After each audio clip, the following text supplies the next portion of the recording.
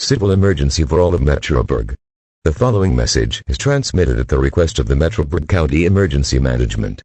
At 6:02 p.m. Central Daylight Time, a shooter has shot a 17-year-old boy named Ethan Thunderman that has special needs. He has been shot on his hand and his leg.